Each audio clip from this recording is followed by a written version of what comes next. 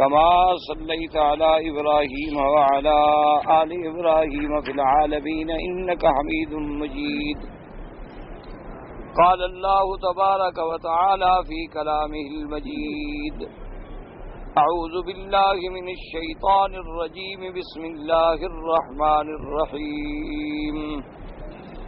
إن الله لا يظلم مثقال ذرة وإن تك حسنة يضاعفها ويؤت من لدنه أجرا عظيما.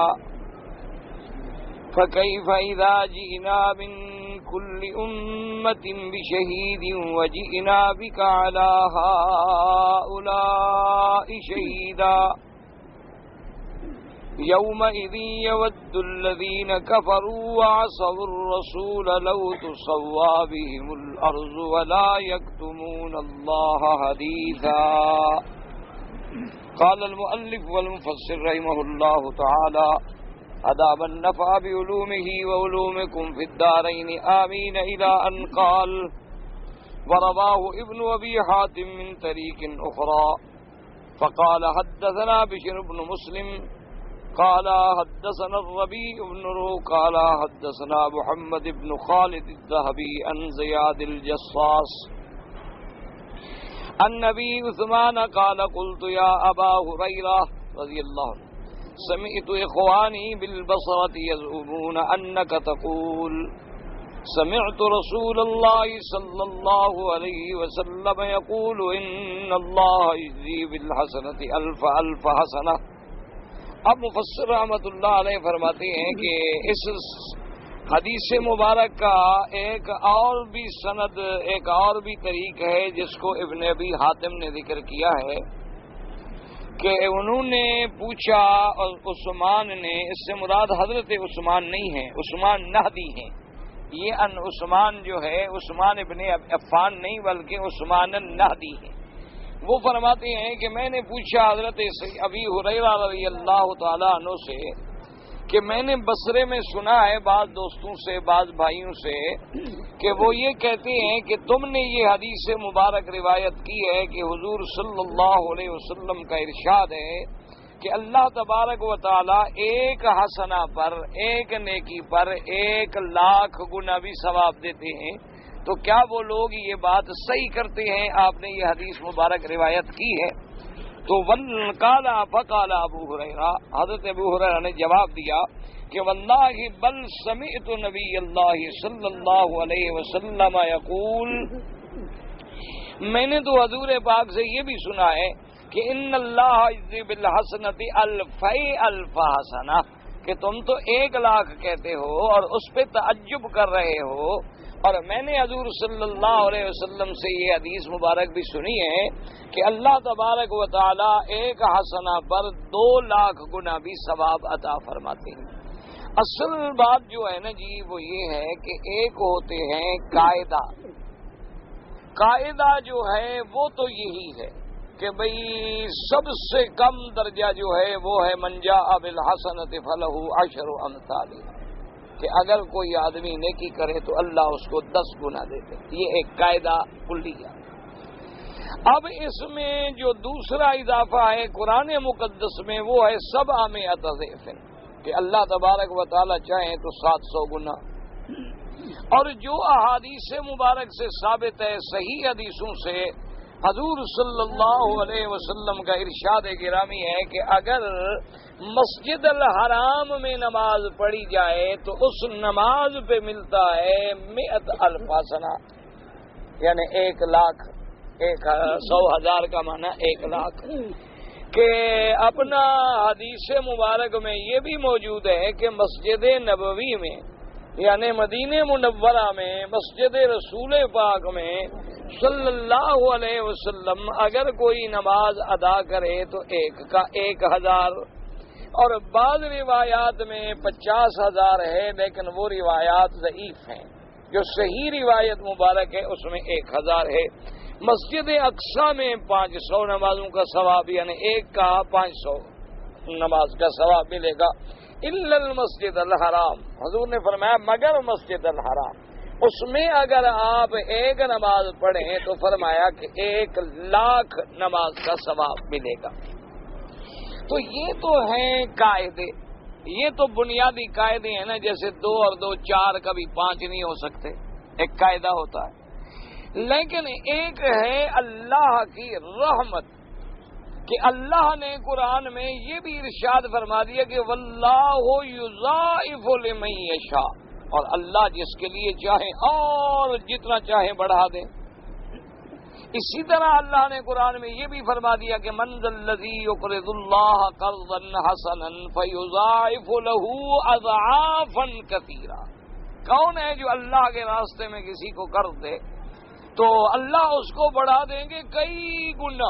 اب یعنی جس کو اللہ کہیں کہ اضعافا کثیرا تو وہ کتنی گنا ہوگا۔ اسی طرح جیسے کہ صحیح حدیث مبارک میں آیا کہ ہم اگر احد پہاڑ سونا خیرات کریں اور صحابی 1 مٹھی جو خیرات کرے تو اس کا ثواب زیادہ ہے۔ تو اس لیے ہمیشہ یاد رکھیں کہ پھر علماء نے، محدثین کرام نے، سلف صالحین نے سارے قرآن کی آیات کو، حدیثوں کو سامنے رکھ کر پھر ان سے مسائل کا استنباط کیا ہے۔ جیسے کہ اب 1 لاکھ کا ثواب جو ہے حدیث میں صرف نماز پہ ہے اور کسی عبادت پہ نہیں، یعنی مسجد الحرام میں نماز پر 1 لاکھ۔ تو اب علماء نے استنباط کیا کہ بھئی اگر نماز پہ 1 لاکھ ہے تو نماز بھی تو فرض ہے، تو ضروری تو نہیں کہ اللہ ہر عبادت کا نام لیتے کہ نماز پہ 1 لاکھ، روزے پہ 1 لاکھ، حج پہ 1 لاکھ، باقی کا نام لینے کی ضرورت کیا؟ ایک چیز کا جب ذکر آ گیا تو باقی ساری عبادات کا قیاس اسی پہ ہو جائے۔ جیسے اللہ قرآن میں فرماتے ہیں اقیموا الصلاۃ وآتوا الزکوٰۃ، نماز ادا کرو اور نماز پڑھو اور زکوٰۃ ادا کرو، اس کا معنی کیا ہے؟ حج نہ کرو۔ اس لیے علماء نے فرمایا کہ بھئی ذکر تو صرف نماز کا ہے، لیکن اب جتنی عبادات ہیں، اب طواف وہ بھی نماز کے حکم میں، تو لہذا طواف میں بھی 1 لاکھ کا ثواب ملے گا۔ اچھا بھی رمضان المبارک کے روزے، انہوں نے کہا نماز فرض ہے تو روزہ بھی تو فرض ہے، تو لہذا اس کا بھی 1 لاکھ کا ثواب ملے گا۔ بھئی نماز فرض ہے تو حج، انہوں نے کہا حج بھی فرض ہے تو اس کا بھی 1 لاکھ کا ثواب ملے گا۔ اچھا بھی جب نماز پہ مل رہا ہے فرضوں پہ تو اللہ سنتوں پہ کیوں نہیں دیں گے؟ اللہ نوافل پہ کیوں نہیں دیں گے؟ تو اس لیے علماء نے پھر باقی عبادات کو اسی پہ قیاس کر دیا کہ اللہ ہمیں یہاں پر ہر عبادت کا، ہم اللہ کا ذکر کریں، ہم قرآن پڑھیں، ہم طواف کریں، ہم نفل پڑھیں، ہم حج کریں، ہم عمرہ کریں، اللہ تبارک و تعالی ہمیں 1 لاکھ کا ثواب عطا فرمائیں گے کہ اس کے خزانہ رحمت میں کون سی کمی۔ اور اسی طرح علماء کرام نے اب یہ بھی ارشاد فرما دیا کہ بھئی لفظ آیا حضور کے فرمان پاک میں مسجد الحرام، تو انہوں نے کہا مسجد الحرام سے مراد سارا حرم ہے، یعنی جہاں تک حرم کی حدود ہے، تو گویا پورا مکہ اندر آ گیا، تو بجائے اس 1 مسجد کے سارے حرم کی مسجدیں اندر آ گئیں۔ اب محدثین نے فرمایا کہ بھئی ایک حدیث مبارک صحیح میں یہ بھی تو موجود ہے کہ آدمی اگر اکیلا نماز پڑھے تو 1 نماز، محلے کی نہ مسجد میں جماعت سے پڑھے تو 25 گنا زیادہ ثواب ملتا ہے، اور اگر جامع مسجد میں جا کے پڑھے جہاں جمعہ ہوتا ہے ماشاءاللہ تو وہاں 27 گنا ثواب بڑھ جاتا ہے۔ تو انہوں نے کہا کہ بھئی 1 لاکھ تو مسجد الحرام میں ملے گا ہم اکیلے پڑھیں، اگر ہم محلے کی مسجد میں پڑھیں گے تو 25 لاکھ، اگر ہم پھر مسجد الحرام کے خود اندر آ گئے تو 27 لاکھ۔ تو اس لیے علماء کرام نے پھر ان ساری احادیث مبارک کو سامنے رکھنے کے بعد یہ فیصلہ کیا، کیونکہ اللہ کا ارشاد ہے کہ میری رحمت جو ہے وہ اتنی وسیع ہے کہ اس کا کوئی حد نہیں، وسعت رحمتی کل شیء، کہ میری رحمت ہر چیز کو ڈھانپ لیتی ہے۔ دعا کریں اللہ ہمیں بھی اپنی رحمتوں میں ڈھانپ لے۔ کوئی رحمت کی گھڑی ہوتی ہے، دل سے دعا نکلے تو کام بن جاتا ہے، اس لیے جب بھی ایسی قرآن پاک میں کوئی رحمت کی بات آئے تو فوراً مانگا کرو کہ اللہ امت مصطفیٰ پہ رحمت فرما، اللہ حضور کی پوری امت پہ رحمت فرما، صلی اللہ علیہ وآلہ، اور کثرت سے درود شریف پڑھا کرو۔ جتنا درود پڑھو گے اتنا اللہ مشکلات دور فرما دیں گے، اللہ تبارک و تعالی ہم غم مٹا دیں گے۔ جب بھی حضور کا نام مبارک آئے تو درود پاک میں کبھی غفلت نہ کیا کریں۔ اٹھتے بیٹھتے وضو ہے نہیں ہے، کبھی کبھی شیطان خیال ڈال دیتا ہے یار چھوڑو کو تمہیں وضو ہے کہ ذکر کر رہے ہو، وہ ذکر کے لیے کوئی وضو کی ضرورت نہیں ہوتی۔ اصل میں شیطان چاہتا ہے کہ تیری زبان بند ہو جائے، اللہ کا ذکر نہ ہو، اس لیے اس بات کا کوئی خیال نہ کیا کریں۔ وضو ہے نہیں ہے، گھر میں جا رہے ہو، گھر سے باہر ہو، سفر میں ہو، گاڑی میں ہو، دوستوں میں بیٹھے ہوئے ہو، ہر وقت بس اللہ کی طرف تھوڑا دھیان لگا لو تو کام بن جائے گا۔ مشکل کوئی نہیں، اپنے کام بھی کرتے رہو، اپنے یہ نہیں اللہ پاک فرماتے کہ کاروبار چھوڑ دو، کام کرو، تجارت کرو، محنت کرو، مزدوری کرو، بس تھوڑا سا دل کا تعلق اللہ سے جوڑ لو، بس کہ اللہ کا ذکر جو ہے نا وہ ہر وقت بس آدمی اسی خیال میں ہو، اسی خیال میں مگن ہو، اللہ کے عشق میں مگن ہو، اللہ کے ذکر میں مگن ہو، حضور پاک صلی اللہ علیہ وسلم کے عشق میں اور محبت میں۔ تو اس لیے آپ دیکھیں تو محدثین کرام نے فرمایا کہ جب مالک خود فرما رہے ہیں کہ رحمتی وسعت کل شیء، اور فرمایا کہ حدیث مبارک ہے کہ سبقت رحمتی علی غضبی، فرمایا میری رحمت جو ہے وہ میرے غضب سے سبقت ہے۔ اور محدثین کرام نے فرمایا کہ ساری حدیثوں پہ نظر ڈال لو تو کتنا بڑا ایک عجیب منظر ہے کہ 7 آسمانوں کے بعد ہے کرسی، اور اس کے بعد ہے اللہ کا عرش، اور عرش کے نیچے پھر کیا ہے، ایک بہت بڑا دریا ہے، اس کے بعد جو ہے عرش ہے۔ اچھا اب دریا جو ہے پانی، تو یہ بھی تو ایک علامت رحمت ہے نا، جیسے آگ جو ہے، سمجھے مسئلے کو، آگ جو ہے وہ علامت غضب ہے۔ آپ بھی محاورات میں کہتے ہیں نا کہ فلاں آدمی جی میں نے بات کی وہ آگ بگولا ہو گیا، آپ محاورات اردو میں بھی تو کہتے ہیں نا کہ جی عجیب بات ہے، بس میں نے بات کی وہ تو آگ بگولا ہو گیا، مانا ناراض ہو گیا، ورنہ اچھا اسی طرح آپ کہتے ہیں کہ جی میں نے جب اس کو بات سنائی نا وہ تو پانی پانی ہو گیا، یہ بھی محاورات میں ہے آپ کے۔ تو ہمیشہ یاد رکھیں کہ پانی جو ہے وہ بھی ایک رحمت کی علامت ہے۔ ہاں یہ علیحدہ بات ہے کہ اللہ اس کو عذاب میں بدل دے، اللہ تو قادر ہے، ورنہ بظاہر پانی علامت رحمت ہے اور آگ علامت عذاب ہے۔ اب دیکھیں کہ اللہ نے سب سے پہلے آسمان، پھر کرسی، کرسی کے بعد وہ دریا، دریا کے بعد عرش اولی۔ اچھا اور اس کے نیچے حدیث صحیح میں ہے اللہ فرماتے ہیں کہ میں نے 100 رحمتیں پیدا کی ہیں، ایک رحمت میں نے دنیا میں اتاری ہے، ایک رحمت۔ یہ اسی ایک رحمت کا اثر ہے کہ ماں کو بیٹے سے محبت ہے، باپ کو بیٹے سے محبت ہے، بھائی کو بھائی سے محبت ہے، میاں اور بیوی کا تعلق ہے، دوستی محبت، یہ ساری اسی ایک رحمت کا اثر ہے جو انسانوں میں ہے اور حیوانوں میں ہے۔ اور مالک فرماتے ہیں کہ قیامت والے دن جس دن میں عدل کروں گا اس دن میں اپنی 100 رحمتیں ظاہر کروں گا، تو ایک رحمت ہے، تو جب 99 رحمتیں اور بھی اس میں شامل ہو جائیں گی تو پھر تو رحمت ہی رحمت ہوگی۔ اچھا اس کے بعد وہ 99 رحمتیں اللہ نے عرش کے نیچے چھپا دی ہیں، اور اس کے ساتھ ایک بہت بڑی لوح ہے، لوح کہتے ہیں تختی کو، اور جس پہ یہ لکھ کے رکھا ہے کہ سبقت رحمتی علی غضبی، کہ میری رحمت جو ہے غضب سے سبقت لے گئی۔ اور عرش اولی پہ میرا رب کریم ہے، جیسے ان کی شان کو زیبا ہے تو وہاں بھی صفت کیا ہے، رحمان کی، الرحمن علی العرش استوی۔ تو اب ہم پھر بھی رحمت سے محروم ہو جائیں تو پھر ہماری بدقسمتی ہے۔ اس لیے حدیث پاک میں آتا ہے کہ دعا ہے کہ اللہم کن بنا رؤوف الرحیم ولا تجعلنا شقیا ولا محروما، کہ یا اللہ ہم پہ بس اپنی رحمتوں کا معاملہ فرما، ہمیں بدبخت نہ بنا، ہمیں اپنی رحمتوں سے محروم نہ فرما۔ تیری رحمت اتنی بڑی ہے، اتنی بڑی ہے، اتنی بڑی ہے کہ ہمارے تصور محدود ہیں، ہماری عقل محدود ہے، تخیل محدود ہے۔ دیکھا نہیں حدیثوں میں آتا ہے کہ جب اللہ پاک قیامت میں فیصلے کریں گے نا، اچھا بھی مومن ہے جاؤ جنت جنت جنت جنت، تو کافر جو ہے نا وہ بھی کہیں گے یار تم بھی کہہ دو ہم نے کبھی شرک نہیں کیا، پتہ نہیں ہمیں بھی بھیج دیں جنت میں۔ یعنی جب وہ رحمت کی ایسی جھڑی لگی ہوئی دیکھیں گے کہ بھئی جو بھی مسلمان آ رہے ہیں وہ تو سب جنت میں جا رہے ہیں، گناہ شنا سب گئے، جو بھی آ رہا ہے جنت، جو بھی آ رہا ہے جنت، وہ کہیں گے اللہ میاں ہم نے بھی کبھی شرک نہیں کیا، واللہ ربنا ما کنا مشرکین، اللہ میاں ہم بھی قسم کھاتے ہیں ہم نے کبھی شرک نہیں۔ تو بھئی اب تمہاری قسم سے کیا، جھوٹ بولنے سے کیا فائدہ ہو جائے گا؟ اللہ کے آگے بھی کوئی جھوٹ چلتا ہے؟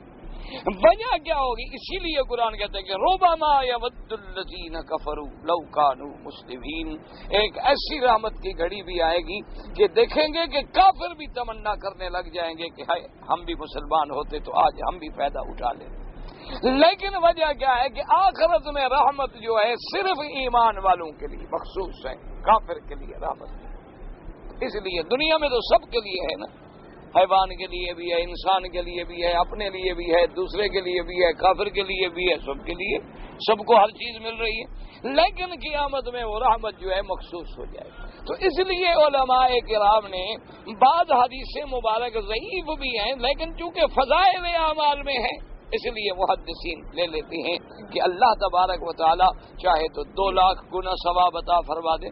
اور دوسری بات یاد رکھنا کہ عمل جو ہے وہ کمیت پہ ثواب نہیں ملتا، ثواب ملتا ہے کیفیت پہ۔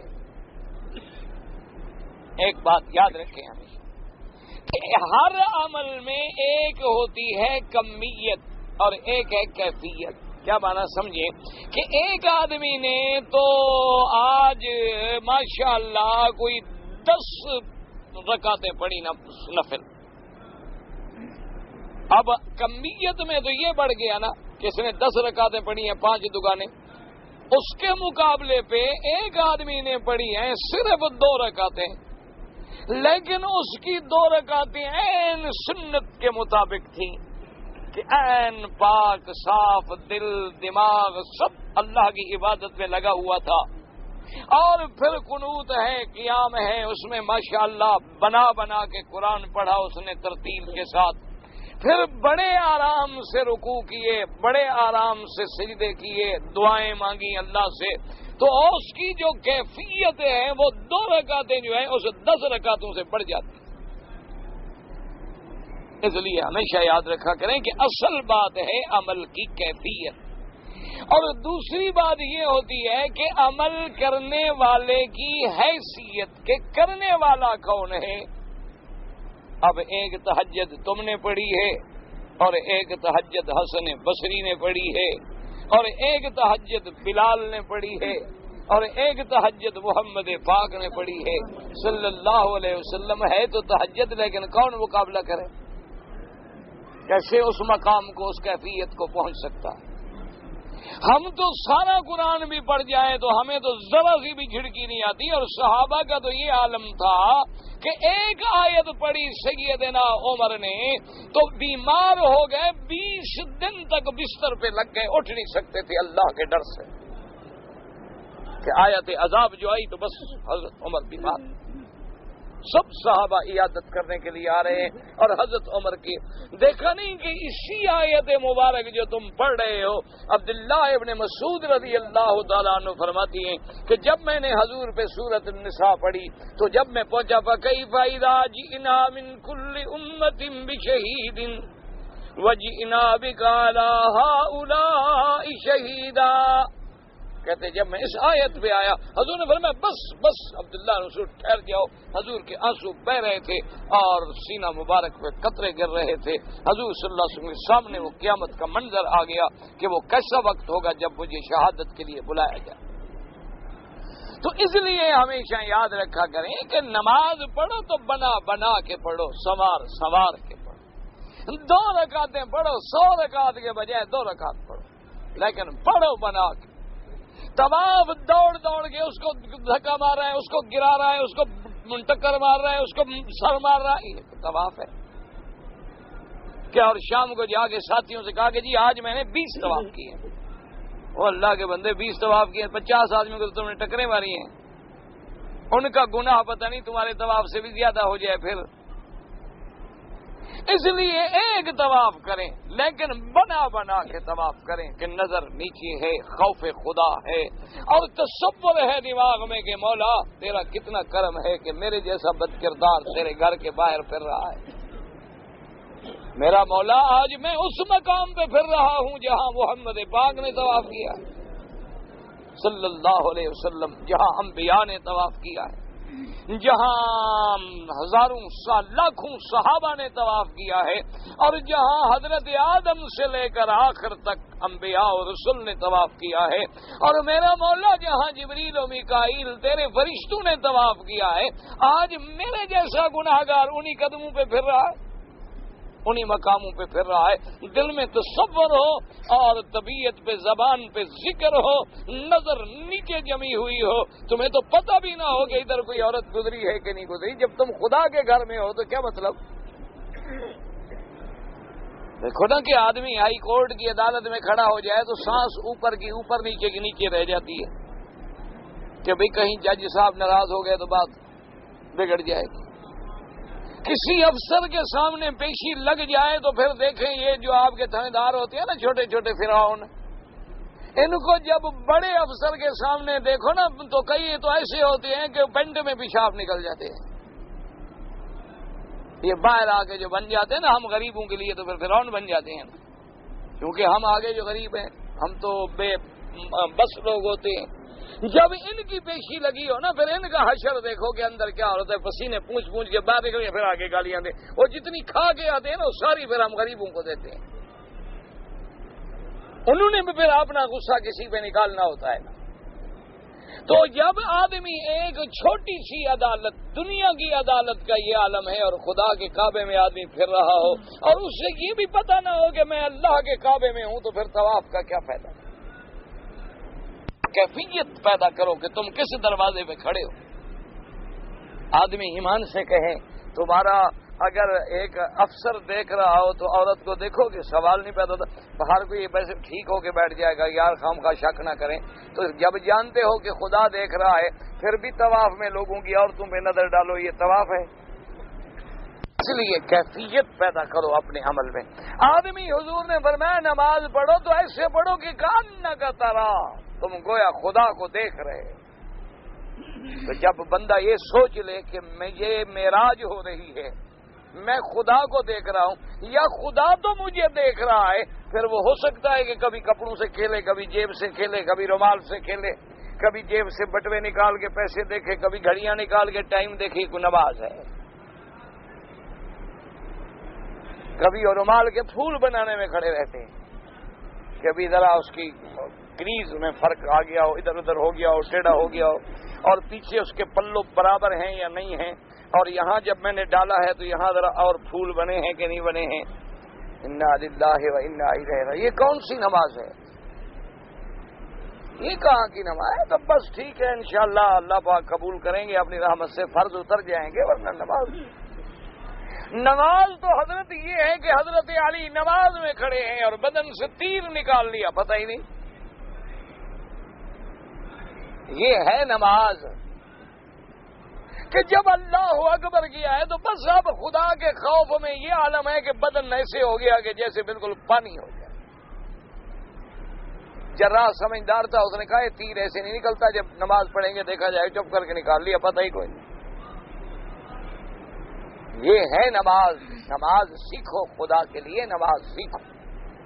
کئی میرے بزرگ ہیں 70 سال کی عمر ہے، خدا کی قسم ابھی تک سبحانک اللہم و بحمدک کا صحیح نہیں پڑھتے، ابھی تک وہ صحیح ادا نہیں کر سکتے. شرم نہ کیا کرو، میرے بزرگ ہو، تم میرے باپ سے بھی بڑے ہو، کوئی شرم نہ کریں، دین میں کبھی شرم نہ کریں.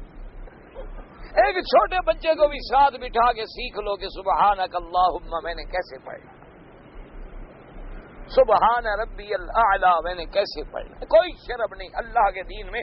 اور جب ایک بوڑھا آدمی خدا کا دین سیکھتا ہے تو اللہ کی رحمت جوش میں آ جاتی ہے. کہ اچھا دیکھو بوڑھا آدمی ہو کر، بوڑھا آدمی ہو، میرے والد صاحب ماشاءاللہ یعنی آخری عمر میں 70 سال سے بھی زیادہ اس وقت عمر تھی، وہ بتاتے ہیں کہ مجھے خوف ہو گیا کہ میں قرآن غلط پڑھتا ہوں، تو قاری تھے اس وقت، پتہ نہیں قاری حسن صاحب تھے، اللہ عالم، ہم نے تو سنی ہے بات، تو فرماتے تھے کہ میں ان کے پاس جاتا تھا کہ مجھے قرآن صحیح کروا دیں۔ اب 70 سال کی عمر کے آدمی کی زبان جو ہے وہ کیسے پھرے؟ بچے کی زبان تو جلدی پھر جاتی ہے نا، بھائی چھوٹا بچہ ہو تو اس کو کہو بھی ہاں کیسے نکالنی ہو تو 1 سیکنڈ میں نکال لے گا، اب ہمیں کوئی کہے کہ ہاں نکالو، ہم بوڑھے طوطے کیا کریں گے؟ تو والد صاحب فرماتے ہیں کہ جب وہ مجھے حروف سکھائیں تو اب میں جب ادا کروں تو سارے بچے ہنسیں، چھوٹے چھوٹے بچے بیٹھے، دیکھو کتنا بڑا مولوی ہے، اس کو ہاں ادا کرنا نہیں آتی، اس کو تواد نہیں آتا، واد نہیں آتا، وا اور تا میں فرق نہیں کر رہا، تو میں وہ سیکھتا، بچے ہنس پڑتے۔ ایک دن گزر گیا، 2 دن گزر گئے، تیسرے دن استاد نے اٹھ کے میرے پیشانی پہ بوسہ دیا، اس نے کہا حضرت میں آج اعتراف کرتا ہوں کہ آپ باقی عالم دین ہیں کہ اتنے بچے ہنس رہے ہیں، آپ کو پرواہ بھی نہیں ہوئی، مانا یہ ہے کہ جس آدمی نے اپنے نفس امارہ کو مارا ہوا ہے عالم تو وہ ہوتا ہے۔ انہوں نے کہا میرا فخر ہے کہ آپ مجھ سے پڑھ رہے ہیں، یہ آپ کا فخر نہیں، میرا فخر ہے کہ مجھے آپ جیسا ایک شاگرد مل گیا، آپ کی وجہ سے میری مغفرت ہو جائے گی۔ تو اللہ تبارک و تعالی رحمت فرمائے۔ انہوں نے کہا حضرت میرے استاد ہیں آپ، میں قرآن صحیح کر رہا ہوں، بچے ہنستے ہیں تو ٹھیک تو ہنستے ہیں نا بیچارے، کہ وہ چھوٹے بچے صحیح پڑھ لیتے ہیں اور میں غلط پڑھتا ہوں، تو وہ ہنس رہے ہیں تو کیا ہو گیا، اچھی بات، کوئی بات نہیں۔ تو اس لیے ہمیشہ یاد رکھیں نماز سیکھو، نماز نہیں آتی، گھر میں بھائی ہے، بیٹا ہے، استاد ہے، ساتھی ہے، اس کو کہو یار 2 منٹ میرے ساتھ بیٹھ جاؤ، مجھے نماز سکھاؤ، میں ہاتھ کیسے کروں، دیکھا نہیں کوئی یہاں کھڑا تو یوں کر رہی، مرضی، کوئی ایسے کھڑے کھڑے ایسے مرضی آئے گی تو یہاں مرضی، کوئی نماز تو نہ ہوئی نا جی۔ انا للہ و انا الیہ راجعون، بس دعا کرو اللہ ہمیں صحیح معنوں میں مسلمان بنا دے۔ تم بس میری ایک ہی درخواست ہے، الحمدللہ ثم الحمدللہ، اب 72 سے 98 آ گیا ہے، اتنا عرصہ پڑھاتے ہوئے الحمدللہ میں نے آپ لوگوں سے کبھی پیسہ نہیں مانگا، کبھی چندہ نہیں مانگا، کبھی آپ کے گھر نہیں آیا کہ میری کوئی مدد کر دیں، الحمدللہ ثم الحمدللہ، ایک ہی درخواست ہے، بس دعا کر دیا بس، اور کوئی میری فرمائش نہیں، کوئی مجھے آپ سے مطالبہ نہیں، نہ مالی، نہ خدمت کا، نہ بدن کا، نہ جان کا، آئیں جی استاد کی خدمت کرو، اللہ کا شکر ہے مجھے تو، میں اللہ کے حرم میں بیٹھا، مجھے ان کے نام نہیں آتے، کعبۃ اللہ میرے سامنے ہے، مجھے ان کسی کا نام نہیں آتا، جو کبھی غرض ہی نہیں، آئیں گے پڑھیں گے الحمدللہ، نہیں پڑھیں گے الحمدللہ، زیادہ آئیں گے الحمدللہ، تھوڑے آئیں گے الحمدللہ، جب غرض ہی نہیں، کچھ لینا ہی نہیں تو پھر نام پوچھنے کی کیا ضرورت ہے؟ جب کسی کے ساتھ تعلق ہی نہیں بنانا تو گھر پوچھنے کی کیا ضرورت ہے؟ جس کا نام نہیں آتا مجھے گھر کیا آئے گا؟ یہ سارا دن میرے ساتھ رہتا ہے، حقیقت مجھے ابھی بھی اس کا نام نہیں آتا، مجھے ابھی بھی اس کا نام نہیں آتا، حالانکہ کئی دن بیچارہ رات کو کتابیں پہنچ جاتا ہے، خدمت کرتے اللہ جزائے خیر دے، میں کئی دفعہ روکتا ہوں، کبھی سبزی لے آیا، کبھی مچھلی، اور اللہ کے بندے تمہاری تو اپنی روٹی نہیں ہے یار، تم خام خواہ کے لیے کیوں ایسے مسئلے کرتے ہو؟ ایک آدمی کی نہ اپنی نوکری ہے نہ روٹی ہے، تو اس لیے بہرحال اس کی محبت ہے، اللہ جزا دے، لیکن وجہ ہے کہ بھی جب غرض نہیں، الحمدللہ ثم الحمدللہ، کیونکہ ہمیں ایمان ہے کہ اگر کسی ذمہ دار کے دروازے پہ پڑا ہوا کتا بھوکا نہیں مرتا تو ہم خدا کے دروازے پہ بھوکے مر جائیں گے، پھر تو ہم جیسا ذلیلی کوئی نہ ہوا کہ ہم خدا کے دروازے پہ پڑے ہوں، قرآن پڑھائیں اور امید رکھیں کہ یہ میری مدد کریں گے، پھر تو ہماری توحید یہیں ختم ہو گئی، بس انا للہ و انا الیہ راجعون، لوگوں کو بس سارا دن توحید سکھاتے ہیں نا۔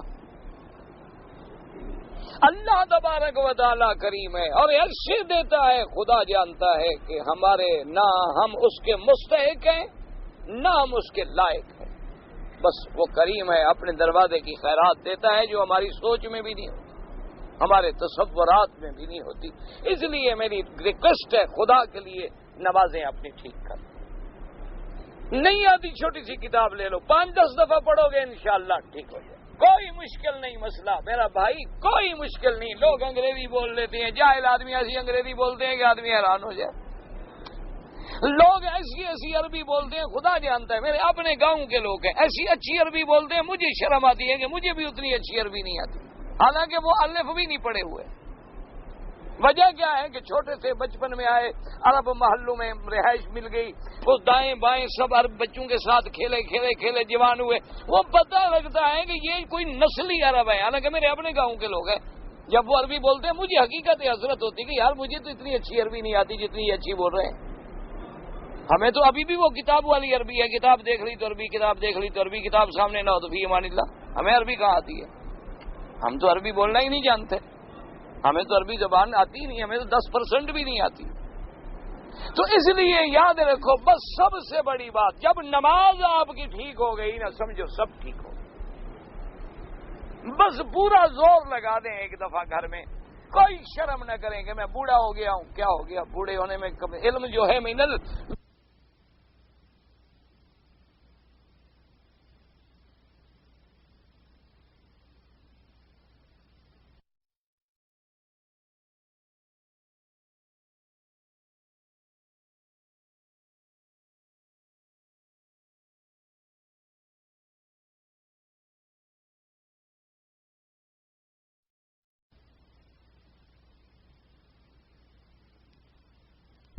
یعنی جھولے سے، اس پنگوڑے سے لے کر قبر تک سیکھا جاتا ہے، علم ختم نہیں ہوتا۔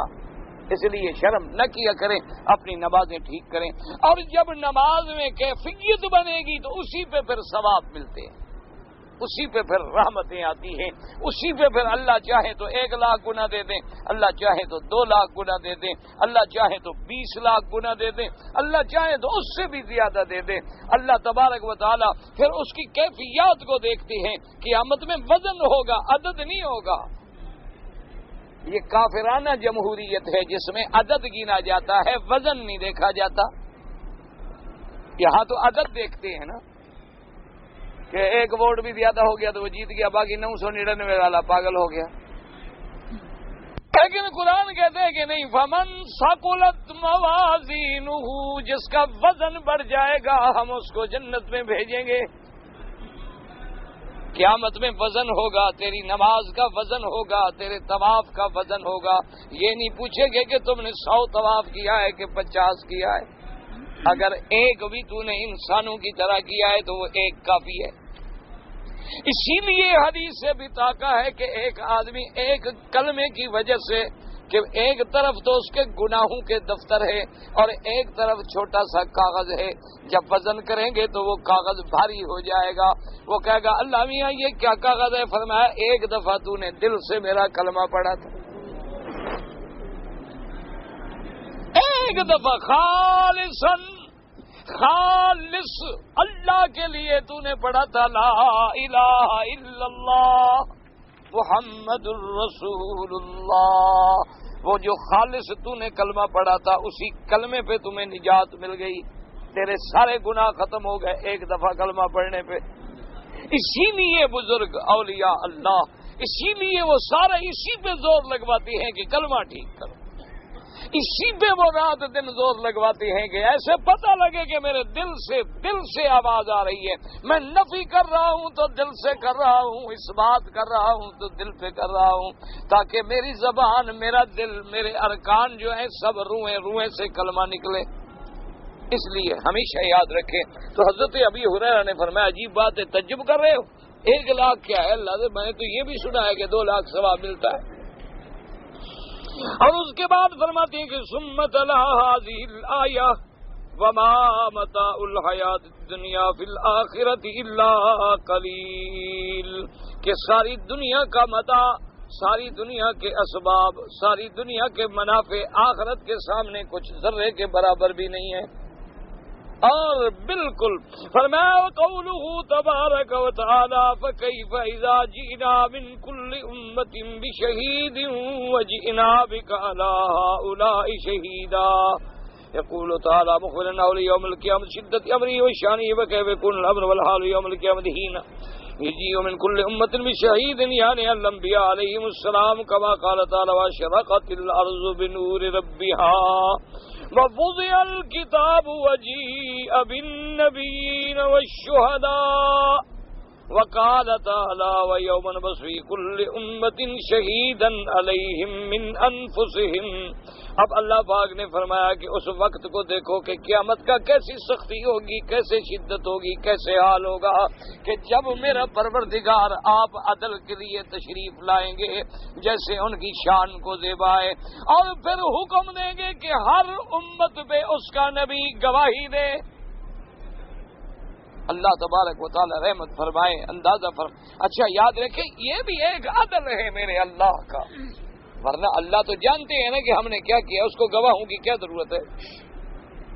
بھئی گواہوں کی ضرورت تو وہاں ہوتی ہے نا عدالت میں کہ جج کو پتہ نہیں ہوتا کہ کون سچا ہے کون جھوٹا ہے، مالک کو سب پتہ ہے، لیکن اس کا عدل ہے وہ کسی کو سزا نہیں دیں گے تاکہ کوئی بندہ قیامت میں عذر نہ کر سکے کہ میرے ساتھ انصاف نہیں ہوا. اللہ حکم دیں گے کہ پہلے تو سب کو اس کے نامہ عمل پکڑاؤ. اقرا کتابک اقرا کتابک کفا بنفسک الیوم علیک حسیبا. اللہ فرمائے گے میرے بندے اپنا عمل نامہ خود پڑھ لے اور اپنے آپ کا خود فیصلہ کر. آج تیری کتاب خود تیرے اوپر خود ناطق ہو کے فیصلہ کرے گی کیا کیا کیا تو نے دنیا میں. اب نامہ عمل ہے. اب جب دیکھیں گے نا جی ظالم، اللہ معاف فرمائے، اللہ معاف فرمائے، کہ جب دیکھیں گے کہ ہائے ہمارے سارا کفر، سارا شرک، غیر اللہ کے سارے سجدے، غیروں کی ساری ندا، پکار، منتیں سب لکھی ہوئی موجود ہیں. اب حیران ہو کہیں گے کہ مالی حاضر کتاب لا یغادر صغیرۃ ولا کبیرۃ الا احصاها. حیران ہو کے کہیں گے ہائے یہ کیسا کیسا کمپیوٹرائز سسٹم ہے اللہ کا کہ ہم نے کوئی بڑا کوئی چھوٹا ایسی غلطی نہیں کی جو اس میں لکھی ہوئی نہیں، ہر چیز لکھی ہوئی. اور اس کے باوجود بھی پھر نہیں کہ بس لکھے ہوئے پہ ختم ہو جائے نا، فرمائیں گے نبی گواہی دیں کہ آپ نے امت کو دین پہنچایا، آپ نے ان کو دعوت توحید دی، آپ نے ان کو اللہ کا دین سمجھایا، آپ نے ان کو بتلایا تھا کہ غیروں کے سجدے نہ کرو، غیر اللہ کو نہ پکارو، غیر اللہ کی منتیں نہ مانو، غیر اللہ کے نظر نیاز نہ چڑھاؤ. اب ہر نبی آ کے شہادت دیں گے اور اس کے بعد فرماتی ہیں کہ پھر سب پہ گواہی دینے والے کون ہیں؟ محمد الرسول اللہ صلی اللہ. پھر حضور گواہی، یعنی اندازہ. اچھا اس کے بعد پھر عمل تولے جائیں گے، پھر پوچھا جائے گا کہ میرے بندے مانتے ہو. ایک حدیث میں آتا ہے کہ بعض بندے ایسے بھی ہوں گے جو کہہ دیں گے اللہ میاں گواہ جو ہیں لکھنے والے وہ ہماری جنس کے نہیں فرشتے تھے. اللہ میاں بندوں نے تو لکھا نہیں، لکھنے والے تھے فرشتے، ہمیں تو پتہ نہیں. اللہ فرمائیں گے اچھا کوئی بات. فرمائیں گے حکم ملے گا الیوم نختم علی افواہہم وتکلمنا ایدیہم وتشہد ارجلہم بما کانوا یکسبون. اللہ فرمائیں گے فرشتے اس کی زبان پہ مہر لگا دو، زبان بند. اللہ فرمائیں گے ہاتھوں کو حکم دیں گے کہ بولو تم نے کتنی عورتوں کو ہاتھ لگائے تھے. پاؤں کو حکم دیں گے بولو کہاں کہاں پھرے تھے رات کو لوگوں کی گلیوں میں. اللہ ایک ایک بندے کا عضو جو ہے بول پڑے گا، کہے گا اللہ میاں میں نے یہ کیا، میں نے یہ کیا، میں نے. اب وہ حیران ہو کے کھڑے ہوں گے کہ میرا عضو میرے خلاف گواہی دے رہے. وقالوا لجلودہم لم شہدتم علینا. اب وہ اپنے آپ سے مخاطب ہوں گے. جب زبان کھلے گی تو کہیں گے اپنے چمڑے سے کہ ظالمو تم بھی گواہی دے رہے ہو، تم بھی تو ہمارے ساتھ ہے، کیوں بول پڑے تم؟ انہوں نے کہا جس اللہ نے اس ٹکڑے کو بلوایا ہے وہ اتنے بڑے ہاتھ کو بھی تو بلوا سکتا ہے. کہیں گے بدبختو اس زبان میں اللہ نے نطق رکھا ہے تو وہ ہم میں نہیں رکھ سکتا. اب اللہ فرمائیں گے بتاؤ، اب بتاؤ کوئی عذر باقی ہے؟ تو قرآن کہتے فَاعْتَرَفُوا بِذَنبِهِمْ فَسُحْقًا لِأَصْحَابِ السَّعِيرِ.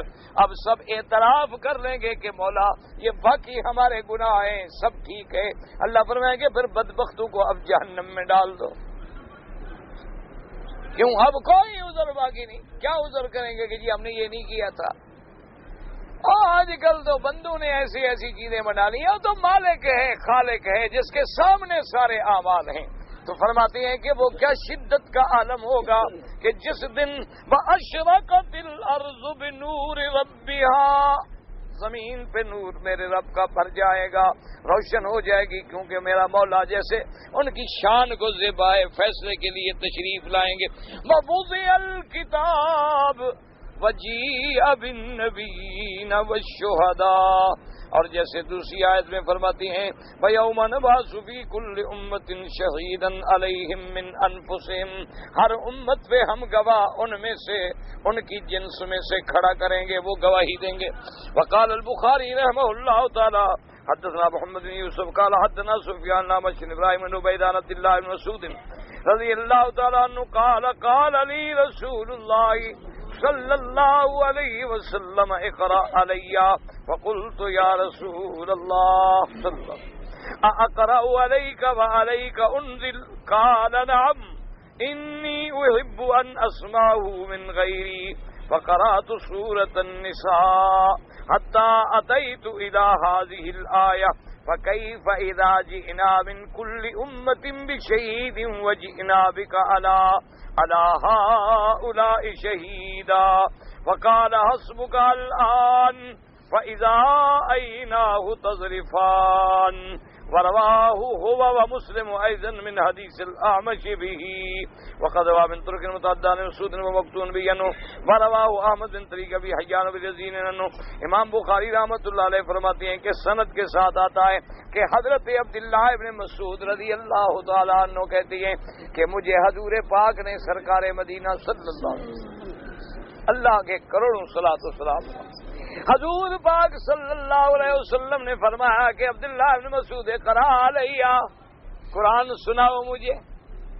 تو حضرت عبداللہ ابن مسعود کہتے ہیں میں نے عرض کیا اقرأ علیک اقرأ علیک وعلیک انزل یا رسول اللہ صلی اللہ علیہ وسلم، انہوں نے کہا میں نے عرض کیا کہ حضور میں آپ کو قرآن سناؤں، آپ پہ قرآن اترا، آپ تو خود قرآن والے ہیں، اللہ کے نبی ہیں، قرآن تو آپ پہ اترا، آپ صاحب قرآن ہیں، تو آپ کو میں کیسے سناؤں؟ حضور نے فرمایا انی احب ان اسمعه من غیری، آپ نے فرمایا میں محبوب رکھتا ہوں کہ میں بھی اللہ کا قرآن کسی دوسرے سے سنوں، کہ میں خود تو پڑھتا ہوں نا، کسی دوسرے سے بھی تو سنوں نا۔ یہ ہے قرآن سے محبت، قرآن سے تعلق، قرآن سے عشق۔ تو حضرت عبداللہ ابن مسعود رضی اللہ تعالیٰ عنہ فرماتی ہیں کہ پھر میں نے حضور پاک پہ سورۃ النساء پڑھنی شروع کی۔ کتنے خوش نصیب ہیں وہ صحابہ جن کی زبان سے قرآن ہو اور حضور خود سنے۔ ایک دفعہ حدیث مبارک میں آتا ہے حضور صلی اللہ علیہ وسلم رات کو مسجد شریف میں، مسجد نبی میں گزر رہے تھے، تو ابی موسیٰ اشعری رضی اللہ تعالیٰ عنہ کھڑے ہیں تہجد میں قرآن پڑھ رہے ہیں۔ حضور نے جب سنا تو آپ رک گئے، قرآن سنتے رہے۔ جب صبح ہوئی تو آپ نے بلایا اپنے صحابی کو، آپ نے فرمایا ماشاء اللہ قد اوتیت من مزامیر آل داؤد من مزمار آل داؤد او کما قال، آپ نے فرمایا میرے صحابی تمہیں بھی اللہ نے ایسی آواز دی ہے جیسے داؤد علیہ السلام کو آواز دی تھی۔ حضرت داؤد پیغمبر کو بھی آواز دی تھی، قرآن پڑھتے تھے پرندے رک جاتے تھے، یعنی جب اپنی کتاب پڑھتے تھے زبور تو اڑتے ہوئے پرندے رک جاتے تھے، دریاؤں کی موجیں تھم جاتی تھیں، جن و انس رک جاتے تھے، اللہ نے ایسا آواز میں اثر دیا تھا۔ آپ نے فرمایا میرے صحابی تمہیں بھی معلوم ہوتا ہے اللہ نے اس سے کوئی حصہ دیا ہے، بھئی تیری آواز میں رات میں نے قرآن سنا تو بڑا لطف آیا۔ اس نے کہا حضور مجھے تو پتہ ہی نہیں تھا کہ آپ سن رہے ہیں، اگر مجھے پتہ ہوتا حب پر تو ہوتا، میں تو پھر بنا کے پڑھتا نا، میں تو حضور ویسے اپنے شوق میں تہجد پڑھ رہا تھا، مجھے کیا پتا کہ آج میں خوش نصیب ہوں کہ میرا قرآن میرا نبی سن رہا ہے۔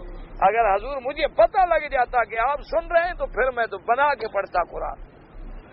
اس لیے حکم ہے کہ قرآن بنا کے پڑھو، رتل القرآن ترتیلا، قرآن کو جتنا اللہ نے تمہیں اچھا آواز دیا ہے اس کے ساتھ ادا کرو تاکہ قرآن دوسرے کے دلوں میں اتر جائے۔ اللہ تبارک و تعالیٰ نے قرآن میں تاثیر رکھی ہے، قرآن میں ایک اثر رکھا ہے، قرآن میں ایک ایسی نعمت رکھی ہے اللہ نے۔ ابھی کل میں پڑھ رہا تھا، ہمارے حالانکہ وہ ہمارے تعلق والے بھی ہیں، ایک بزرگ ہیں تبلیغی جماعت سے ان کا تعلق ہے، دیکھو انا للہ، ابھی میرے دماغ سے نام نکل گیا، خیر اللہ کی حکمت ہوگی ان کا نام لینے میں نہ لینے میں۔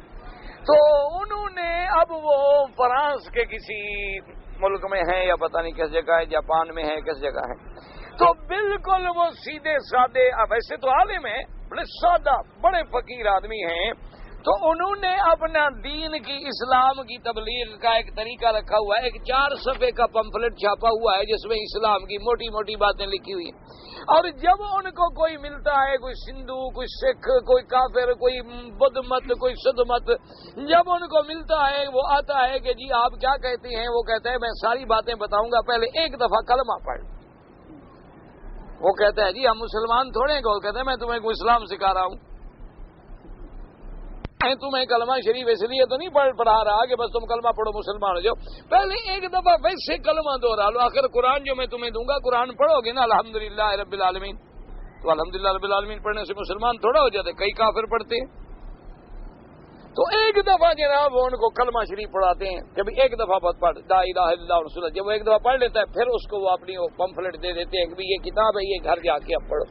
تو انہوں نے لکھا ہے، کل میں نے پڑھا باقاعدہ اخبار میں، اور لکھنے والے جو ہیں بہت بڑے عالم ہیں، یعنی ہو ہی نہیں سکتا کہ انہوں نے غلط لکھا ہو، انہوں نے لکھا کہ ان کی وجہ سے الحمدللہ سینکڑوں لوگ مسلمان ہیں۔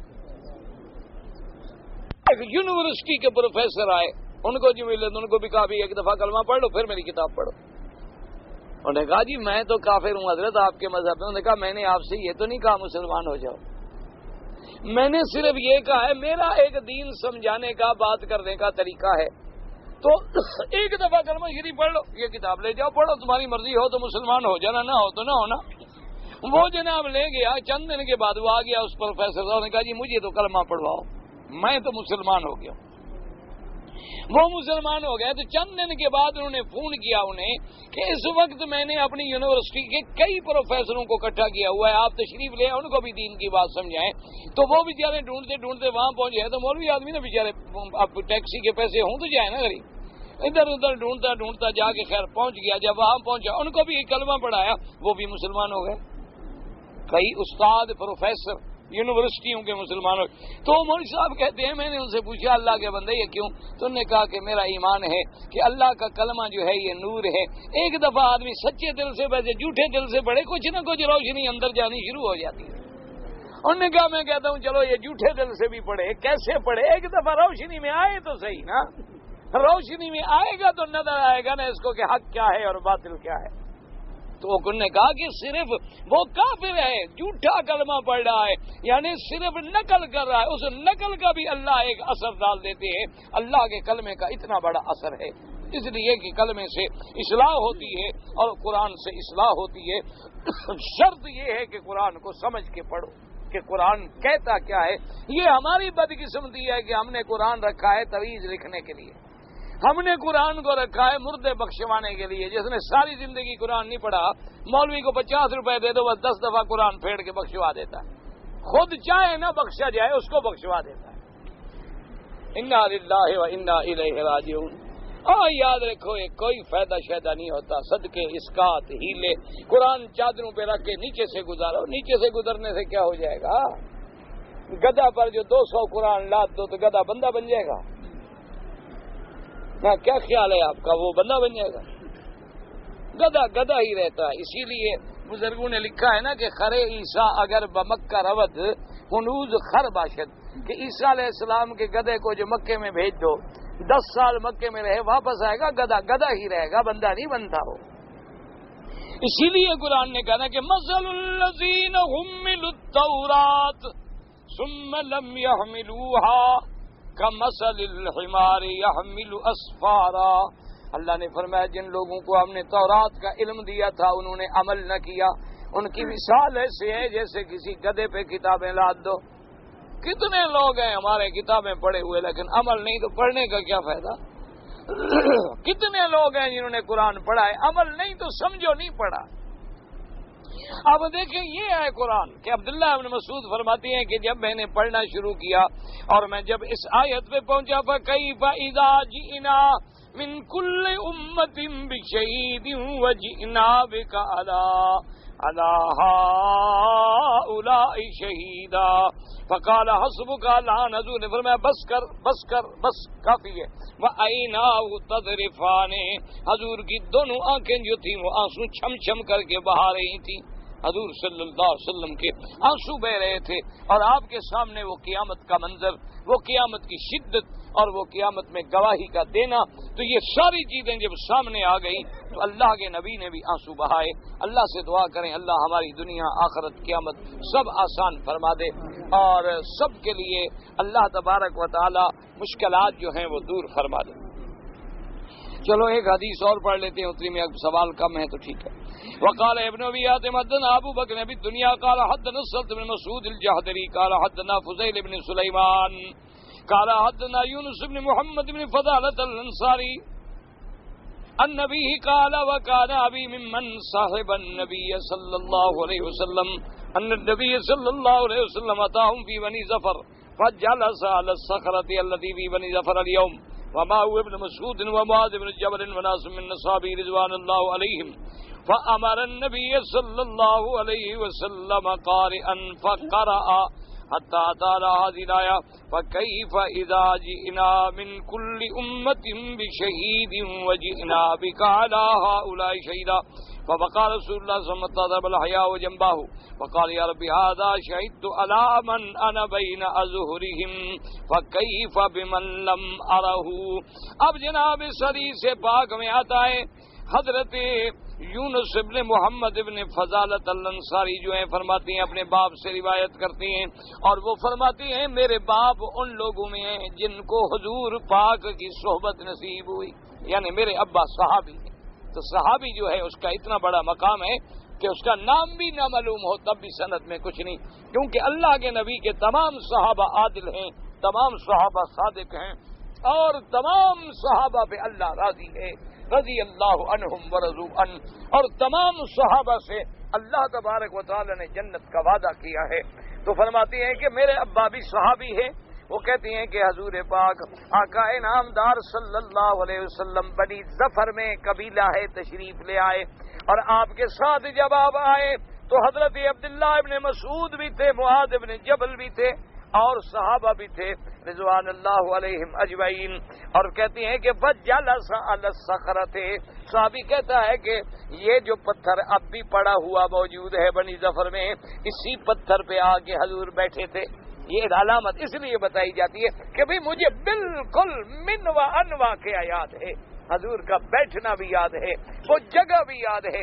اسی لیے ایک بی بی فرماتی ہے کہ جب حضور صفا مروہ دوڑ رہے تھے میں دیکھ رہی تھی کہ آپ کی چادر جو ہے وہ پاؤں کے ارد گرد یوں منڈلا رہی ہے. تیز تیز چلے نا آدمی تو چادر مقصد ہوتا ہے کہ وہ منظر بھی مجھے یاد ہے، وہ گھڑی بھی مجھے یاد ہے، وہ جگہ بھی یاد ہے، اس لیے میری بات میں کوئی شبہ نہیں. تو فرماتی ہیں کہ اسی پتھر پہ بیٹھے فَأَمَرَ قَارِئًا، حضور پاک نے فرمایا کہ قرآن پڑھیں، یہاں نام نہیں لیا. بس پہلی سند میں یہ تھا کہ حضرت عبداللہ ابن مسعود فرماتے ہیں کہ مجھے حکم دیا. اس میں بھی یہ ہے کہ عبداللہ ابن مسعود تو ساتھ ہیں لیکن یہ صحابی نے نام لے لیا. فَأَمَرَ قَارِئًا، آپ نے حکم دیا قاری کو کہ قرآن پڑھے تو اس نے قرآن پڑھنا شروع کیا. صحابی کہتی ہیں کہ جب اس نے سورۃ النساء کی یہ آیت مبارک پڑھی فَكَيْفَ إِذَا جِئْنَا مِنْ كُلِّ أُمَّةٍ بِشَهِيدٍ وَجِئْنَا بِكَ عَلَىٰ هَٰؤُلَاءِ شَهِيدًا، تو کہتے ہیں حضور پاک رونے لگے حتیٰ کہ آپ کے دونوں رخساروں کے اور دونوں طرف کے آنسو گرتے گرتے گرتے دونوں طرف گرنے لگ گئے. اور اس کے بعد حضور نے فرمایا میرا اللہ میری زندگی میں جو کچھ لوگوں نے کیا ان کو تو میں جان کے گواہی دوں گا، لیکن جن کو میں نے دیکھا بھی نہیں، جو امت میرے بعد آئی ہے مجھے ان کے، لیکن اللہ سب کا علم حضور کو دیں گے تو حضور گواہی عطا فرمائیں گے. جیسے حضور کی امت گواہی دے گی جب ان سے پوچھا جائے گا کہ آپ کیسے گواہی دیتی ہیں، آپ تو موجود ہی نہیں تھے، وہ کہیں گے کہ ہمیں حضور پاک نے خبر دی ہے. جب ہمارا نبی سچا تو ان کا فرمان بھی سچا، ان کے فرمان کے مطابق ہم گواہی دے رہے ہیں. اور بعض علماء فرماتی ہیں کہ حضور صرف اپنی زندگی میں ہونے والے اعمال کی گواہی دیں گے، اور بعض علماء نے فرمایا کہ پوری امت کے اعمال جو ہیں وہ حضور پہ پیش ہوتے ہیں، ان کے مطابق قیامت میں حضور صلی اللہ علیہ وسلم گواہی دیں گے. دعا کریں کہ اللہ پاک ہمیں شفاعت نصیب فرمائے اور اللہ تبارک و تعالی ہمیں حضور کی محبت نصیب فرمائے۔ پتہ نہیں آپ نے اس نے لکھا کہ رمضان مہینے میں ہم سے کفر ہو گیا، پتہ نہیں کیا ہو گیا، 2-3 توبہ کیا، اب ہم کیا کریں؟ کچھ نہ کرے، جب توبہ کیا تو بات ختم ہو گیا۔ بھئی پہلے تو مجھے پتہ نہیں کہ تم نے کیا کیا۔ اچھا، بہرحال جو بھی تم نے کیا ہے تو توبہ کا دروازہ کھلا ہے، توبہ کا دروازہ بند نہیں ہے۔ اور توبہ کا معنی یہ ہوتا ہے کہ اس گناہ کو چھوڑے، نادم ہو اور پھر وعدہ کرے کہ میں آئندہ یہ گناہ کبھی نہیں کروں گا۔ یہ ہے توبہ۔ صرف یہ نہیں کہ توبہ کرتا رہے اور عمل بھی کرتا رہے، وہ کچھ نہیں ہوتا۔ اگر تم نے سچے دل سے توبہ کی ہے، کفر سے کر لو، شرک سے کر لو، گناہوں سے کر لو، اللہ کے دروازے کھلے، توبہ منظور ہو جاتی ہے۔ اور توبہ کے بعد یاد رکھو گناہ مٹ جاتا ہے، اللہ معاف کر دیتے ہیں۔ جب اللہ کا فیصلہ ہے، حضور پاک صلی اللہ علیہ وسلم کی حدیث ہے کہ التائب من الذنب کمن لا ذنب لہ، کہ گناہ سے توبہ کرنے والا ایسے ہو جاتا ہے کہ جیسے اس نے گناہ کیا ہی نہیں۔ تو پھر تم یقین کرو اللہ کی رحمت پہ، پھر بار بار کہنے کی کیا ضرورت ہے؟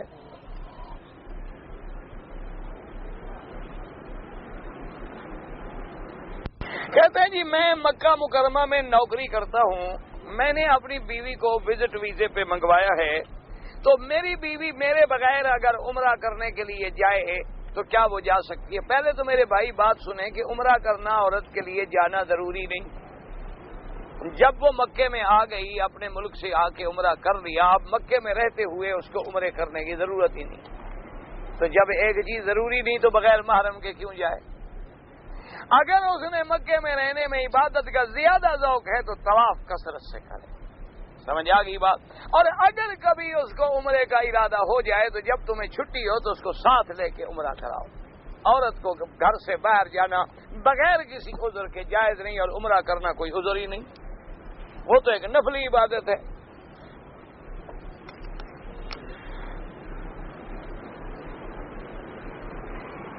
میں بال اتروانے سے پہلے غلطی کر کے احرام اتار دیا۔ بھائی احرام جو اتار دیا لیکن پھر بال کٹائے، اگر تھوڑی دیر کے بعد یاد آ گیا بال کٹوا لیے، کوئی جرمانہ نہیں آپ پر، کوئی غلطی نہیں، کچھ نہیں۔ آخر بال کٹوائیں گے تو ہاں، اگر تم نے کپڑے پہن لیے پھر بھی تم نے اتار کے بال کٹوا لیے، پھر بھی کوئی جرمانہ نہیں۔